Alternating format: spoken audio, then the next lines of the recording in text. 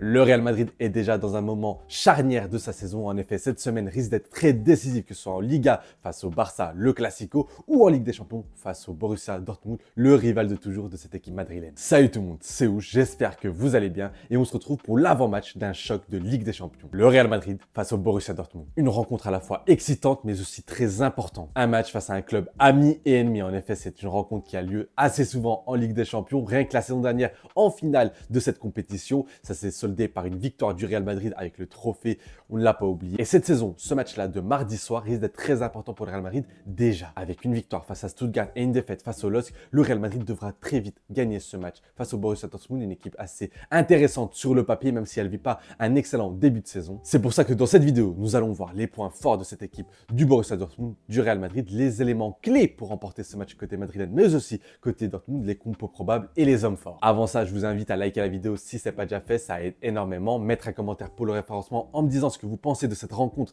face au Borussia Dortmund, si pour vous, vous êtes optimiste, pessimiste, surtout après ce qu'on a vu ce week-end qui était pas très radieux. N'hésitez pas à vous abonner si ce n'est pas déjà fait, on a dépassé la barre des 4000 abonnés, c'est exceptionnel, je vous remercie encore 1000 fois. Maintenant, retour les 5000, 6000, 10 000. N'oubliez pas d'activer la cloche de notification et maintenant, place à l'avant-match. Tout d'abord, faisons un point sur la situation des deux équipes. Côté de la Casablanca, le Real Madrid est deuxième de la Liga, avec 3 points de retard sur le rival catalan qu'ils vont affronter cette semaine. Donc cette semaine risque encore une fois d'être très importante. Il va falloir gérer l'énergie, le physique des joueurs pour arriver en forme le match de samedi. Donc si en Liga, rien n'est alarmant, ils sont qu'à 3 points du rival catalan. En Ligue des Champions, par contre, ils sont déjà à une victoire et une défaite. Et on sait que ce nouveau format de Ligue des Champions, il faut impérativement se qualifier dans les 8 premiers. En effet, c'est par souci de excès de match, par souci de fatigue. En effet, le Real Madrid, s'il ne se qualifie pas dans les 8 premiers, devront peut-être se qualifier via les 16e de finale. Donc rajouter 2 matchs très importants, des matchs avec beaucoup de névrosité qui vont fatiguer l'équipe. Et on sait que cette saison risque d'être une saison assez longue et assez dure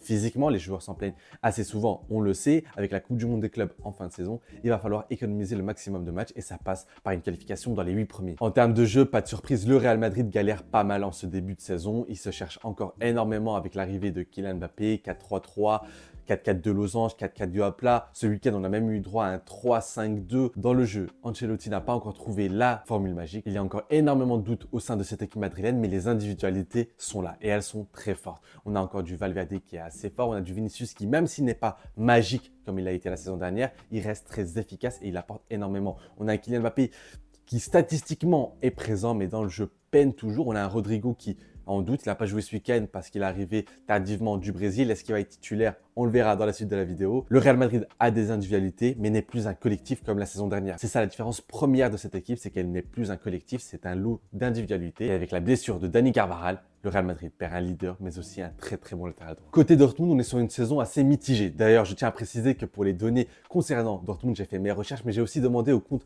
Twitter Dortmund France, d'ailleurs que je tiens à saluer et à remercier, car c'est grâce à eux que j'ai pu avoir des informations plus détaillées. En effet, j'ai vu que 3 matchs du Borussia Dortmund cette saison, donc c'est pas suffisant pour me faire un vrai avis sur l'équipe. Donc j'ai été voir les professionnels, les experts, donc je tiens à les saluer. Gros shout-out à eux. N'hésitez pas à vous abonner sur Twitter à leur compte Dortmund France. Alors eux, leur début de saison est assez mitigé. En effet, 7e de Bundesliga avec 4 victoires, 1 nul et 2 défaites. Le Borussia Dortmund galère en championnat. Et ça, c'est assez compliqué du côté du Borussia Dortmund. Et en effet, ils sont sur un nouveau cycle. Un nouvel entraîneur, de nouveaux joueurs, des cadres qui sont partis. Mats Hummels n'est plus là alors que lui était à la fois un cadre et un immense joueur la saison dernière. On se rappelle de sa campagne en Ligue des Champions qui était tout simplement sensationnelle. Marco Reus est parti, lui qui n'était pas si important dans le jeu, mais qui avait une importance dans l'équipe. C'était lui le capitaine, même si la saison dernière, il avait décliné le capitana. Nouri Sahin, l'enfant du club, est arrivé pour prendre les rênes de cette équipe du Borussia Dortmund. L'entraîneur est arrivé avec beaucoup d'idées, que ce soit jouer court depuis le gardien, de presser haut, d'attaquer très vite, mais malheureusement, pour l'instant, ça ne se voit pas encore sur le terrain, sur le rectangle vert. Les joueurs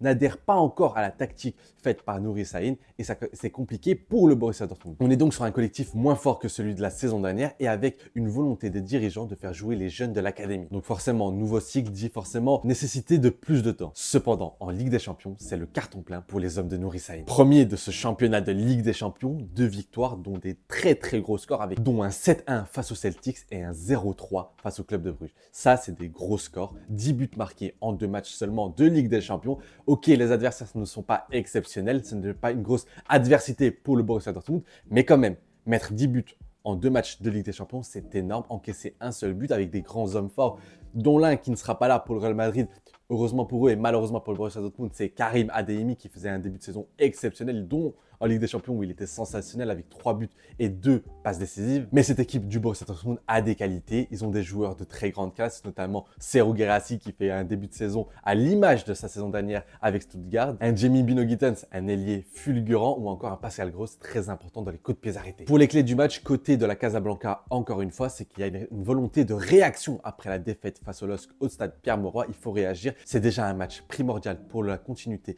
du Real Madrid cette saison, notamment en Ligue des Champions. Il va falloir réagir. Quelles sont les clés concrètement pour ce Real Madrid? Le milieu de terrain. Encore une fois, c'est le chantier d'Ancelotti, c'est que le milieu de terrain a du mal. Il manque de contrôle, il manque de projection, il manque un point très important, c'est les sorties de balles. Encore une fois, si c'est comme lors des derniers matchs de Ligue des Champions ou même de Liga, ça va poser un énorme problème face à cette équipe de Dortmund qui peut se montrer très chirurgicale. En l'absence de Dani Carvajal, une absence immense pour le Real Madrid. Il y aura forcément Lucas Vázquez qui est pressenti pour être titulaire au poste de latéral droit et ça c'est un problème côté Real Madrid. C'est le talon d'Achille de cette équipe madrilène. Oui, c'est un joueur avec du talent, c'est un joueur assez efficace, débrouillard qui est capable d'apporter un petit peu au Real Madrid. Mais malheureusement, défensivement, c'est pas assez et il y a beaucoup trop d'espace et c'est trop facile de l'éliminer. Et face à un Jamie Bino Gittens, ça risque d'être très compliqué. Il est très virevoltant car là, si on peut switcher côté Dortmund pour parler d'une clé aussi côté du Borussia, c'est que Jamie Bino Gittens va devoir s'appuyer et devoir appuyer très très fort sur Lucas Vázquez et ça risque de payer. En effet, pour compenser ce problème qu'est Lucas Vázquez, Federico Valverde va devoir faire un énorme match. Ça va être l'une des clés de ce match. Valverde va devoir être omniprésent comme il le fait à chaque fois. Il va devoir être au four et au moulin. Il va devoir apporter au milieu de terrain. Il va devoir apporter un surnombre en attaque. Mais surtout, compenser les espaces laissés par Lucas Vázquez en tant que latéral droit. C'est simple, Valverde va devoir être partout. Le duel Rudiger-Guirassy, qui est à la fois une clé pour le Borussia Dortmund, mais aussi pour le Real Madrid, c'est que Rudiger va devoir contenir Guirassy, qui est très en forme. Grosse confiance en le défenseur allemand. On sait qu'il est capable de contenir des très très grands attaquants, surtout avec un Guirassy qui n'est pas non plus très très rapide, qui a un autre profil de numéro 9. Mais attention, c'est un joueur très en forme cette saison et il faudra faire très très attention. Courtois risque forcément d'être une clé pour le Real Madrid, qui va devoir contenir toutes ces attaques du Borussia Dortmund car il y aura des occasions pour les joueurs de Nuri Sahin. Forcément, c'est une équipe qui est le Real Madrid qui laisse beaucoup d'espace dans le dos. On l'a vu encore ce week-end où c'était trop facile de rentrer dans la surface des Madrilènes. C'était scandaleusement trop facile. Et d'ailleurs, ça va être une clé aussi du côté du Borussia Dortmund, c'est qu'il faudra compter sur les contre-attaques. En effet, le Real Madrid a du mal quand ils laissent de l'espace derrière leur dos, que ce soit derrière les défenseurs centraux ou derrière les latéraux. Encore une fois, Lucas Vázquez ou Mendy, Fran Garcia, ça dépend qui sera titulaire, mais Dortmund devra appuyer sur les côtés, mais aussi dans l'axe, le jeu en une touche, un jeu direct, et ça peut faire très très mal aux Madrilènes. Vinicius, Mbappé, Rodrigo, l'attaque va devoir se réveiller et va devoir planter des buts, va devoir être efficace, va devoir provoquer, va devoir être insaisissable. Jusqu'à maintenant, il n'y a pas eu d'alchimie autour du trio offensif madrilène ou même du duo Vinicius-Mbappé, mais il va falloir que cela se crée assez rapidement s'il ne veut pas couler cette saison. Le Borussia Dortmund va devoir capitaliser sur la confiance qu'ils ont gagnée lors des 2 premiers matchs de Ligue des Champions pour confirmer face au Real Madrid, même si la rencontre semble assez compliquée dans un stade comme le Santiago Bernabéu. Donc forcément, il y aura une certaine boule au ventre, mais une certaine odeur de revanche par rapport à la finale à Wembley. Le Borussia Dortmund a les armes pour faire mal à cette équipe du Real Madrid. Encore une fois, il va falloir insister sur Lucas Vázquez, il va falloir jouer en contre, il va falloir être efficace en attaque. Et ça, si tu l'es face au Real Madrid, tu peux leur mettre même 2-3-0. Une autre clé peut se trouver en dehors du rectangle vert, entre guillemets, c'est les coups de pied arrêtés. En effet, Pascal Gross, la nouvelle arrivée du Borussia Dortmund en provenance de Brighton, est très très bon dans les coups de pied arrêtés. C'est un joueur qui a apporté énormément de stabilité au milieu de terrain, mais aussi du danger au niveau des coups de pied arrêtés, que ce soit les corners ou les coups francs. Et ça peut être une clé pour le Borussia Dortmund et ça peut être quelque chose de très difficile pour le Real Madrid. Dans les clés du match, il y a l'absence forcément de Karim Adeyemi, lui qui était virevoltant ce début de saison, qui confirmait enfin son énorme talent et son énorme potentiel, qui n'est pas là, qui n'est pas présent pour le Borussia Dortmund. Donc ça, c'est une grosse perte car il s'est blessé lors d'un match en Ligue des Champions. Concernant les hommes forts de cette rencontre entre le Borussia Dortmund et le Real Madrid, il y a forcément le duo Camavinga-Valverde, un duo qui peut apporter énormément à cette équipe du Real Madrid. Un double pivot qui avait très bien fonctionné, qui avait apporté beaucoup d'équilibre, beaucoup d'automatisme, beaucoup de complémentarité entre l'Uruguayen et le Français, avec beaucoup de projection, mais aussi beaucoup de récupération de ballon, beaucoup de contrôle, une meilleure sortie de balle. Donc j'espère voir ce duo, ce double pivot au milieu de terrain du Real Madrid, car ce serait pour moi l'une des clés. Courtois sera forcément encore une fois la clé, Courtois et Rudiger, car les deux sont la base de cette défense. Autant Eder Militao, il n'a toujours pas retrouvé son top niveau qu'il avait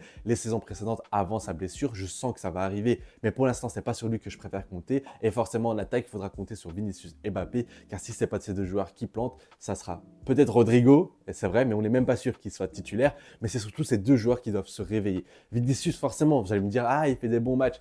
Il fait des bons matchs, mais moi, j'ai une exigence beaucoup plus forte que ça pour Vinicius. C'est mon joueur, l'un de mes joueurs préférés, c'est l'un de mes chouchous et j'espère qu'il va me faire taire et qu'il va montrer une prestation excellente, que ce soit statistiquement, car statistiquement, il est déjà très bon cette saison, mais j'attends aussi beaucoup sur le rectangle vert. Et Kylian Mbappé, on attend tout simplement le réveil parce que là, ce qu'on a, c'est peut-être Ethan Mbappé, mais ce n'est pas Kylian Mbappé. Serhou Guirassy sera forcément l'un des hommes forts du Borussia Dortmund, comme je l'ai dit précédemment. Statistiquement, il est déjà au-dessus avec 5 matchs en Bundesliga, 4 buts et 1 assist, et en Ligue des Champions, 2 matchs, 3 buts. Il est littéralement dans la continuité de sa saison dernière à Stuttgart. Il confirme au Borussia Dortmund et il faudra faire très attention. Un autre joueur qu'il faudra faire très attention du côté du Borussia Dortmund, c'est un Anglais. Cette fois-ci, ce n'est pas Jadon Sancho qui, lui, est parti du côté de Chelsea. C'est bien Jamie Bino Gittens, qui en 2 matchs de Ligue des Champions a déjà 2 buts et 1 assist. Donc, il est déjà présent statistiquement. Mais dans le jeu, c'est un ailier virevoltant, un très bon dribbleur capable de percuter et qui peut faire très mal, encore une fois, à Lucas Vazquez. Donc, Federico Valverde va devoir appuyer avec Lucas Vazquez. Nous avons aussi Pascal Gross, qui est aussi un élément fort de ce Borussia Dortmund. C'est un élément qui a apporté,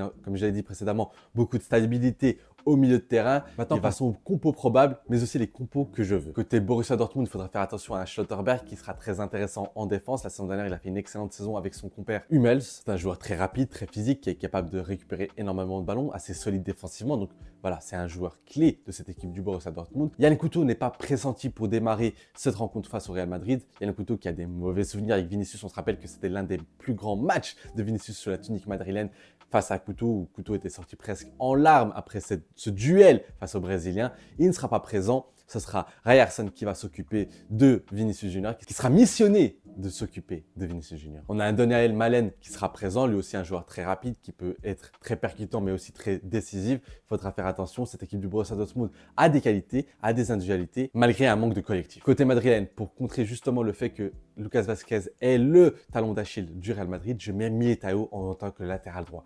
Oui, ça fait longtemps qu'il n'a pas joué à ce poste. Oui, c'est devenu un vrai central. Mais pour moi, pour contenir un Jamie Bino Gittens, il va falloir mettre un vrai latéral. Ou en tout cas, un joueur solide défensivement. Et Lucas Vazquez n'est pas assez solide défensivement. Et même si Valverde vient l'aider, on perd une partie de Valverde s'il vient toujours l'aider et s'il vient toujours compenser les espaces laissés par Lucas Vazquez. On perd un joueur important dans le milieu de terrain et aussi dans l'animation offensive. Donc c'est pour ça que je décale Militao à droite. Je mets Tchouaméni en tant que défenseur central, un poste où je l'apprécie assez particulièrement. Je sais que lui n'aime pas forcément ce poste, mais pour moi, c'est peut-être un poste d'avenir pour lui. Rudiger, Mendy, un défenseur solide. Je sais que ça manquera peut-être d'animation offensive, cette défense qui est très solide, qui est très rustique, mais c'est une défense qui est face à une grosse attaque du Borussia Dortmund. Au milieu de terrain, du coup, je mets Camavinga, Valverde et Jude Bellingham et je remets Rodrigo sur le côté droit, Vinicius à gauche et Kylian Mbappé.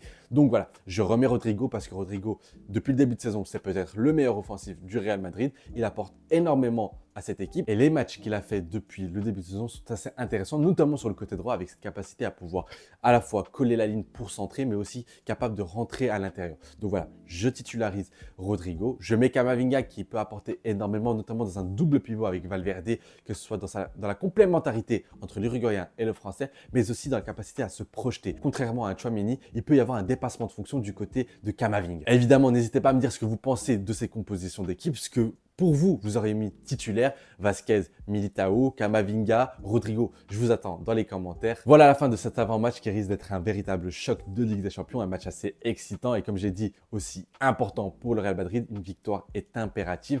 Moi, si je dois donner mon prono, c'est que je vois une petite victoire du Real Madrid, une victoire difficile, peut-être 2-1, 3-2 ou 1-0 même, c'est possible. Je vois une victoire assez difficile et arrachée. Mes amis de Dortmund France, eux, pensent que le Real Madrid ne va pas mettre une valise au Borussia Dortmund, que le Borussia Dortmund ne va pas non plus aller gagner face au Real Madrid au Santiago Bernabéu. Cependant, le fait que le Real Madrid ait perdu face au LOSC, et ça c'est vrai, ça donne peut-être de l'espoir à cette équipe de Dortmund. Ils pensent même que si le Borussia Dortmund joue solide et un bon collectif, ils peuvent peut-être faire un exploit. Mais en tout cas, ce serait un véritable exploit de remporter ce match selon Dortmund France. J'espère que l'avant-match vous aura plu. N'hésitez pas à liker la vidéo, comme je l'ai dit, c'est super important, ça m'aide énormément. Mettre en commentaire ce que vous pensez de cette rencontre et quelle composition d'équipe vous mettriez à ma place. Vous abonner si ce n'est pas déjà fait, mettre la cloche de notification et je vous dis à très vite, c'était Ous et un avis noyé dans la mer.